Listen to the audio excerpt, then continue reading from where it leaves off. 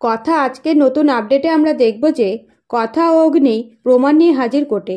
বিস্তারিত জানতে সম্পূর্ণ ভিডিওটি লাইক দিয়ে দেখতে থাকুন।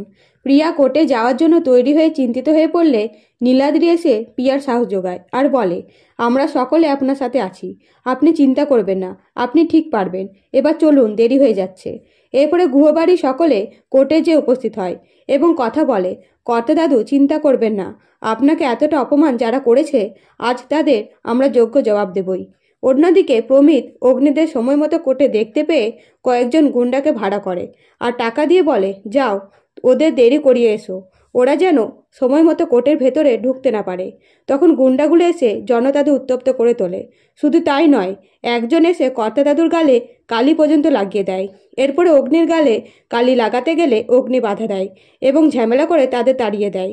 এইসব দৃশ্য দেখে শশীভূষণ কোর্টের বাইরে চুপ করে বসে থাকলে প্রিয়া বলে, দাদান, যাই হয়ে যাক, আমাদের কোর্টের ভেতর যেতেই হবে, না হলে আমাদের হেয়ারিংয়ের তারিখ পিছিয়ে যাবে। তখনও চুপ করে বসে থাকলে কথা কর্তা দাদুর জন্য জল আনতে চলে যায়। তখন একজন ব্যক্তিকে দেখে যে অন্ধ, তাও চায়ে কি পড়েছে তার জন্য চাওয়ালার সাথে ঝামেলা করছে।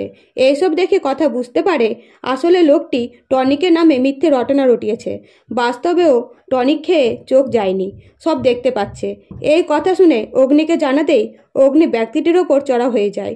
তো বন্ধুরা, ভিডিওটা ভালো লাগলে অবশ্যই লাইক করবেন আর সাবস্ক্রাইব করে পাশে থাকবেন।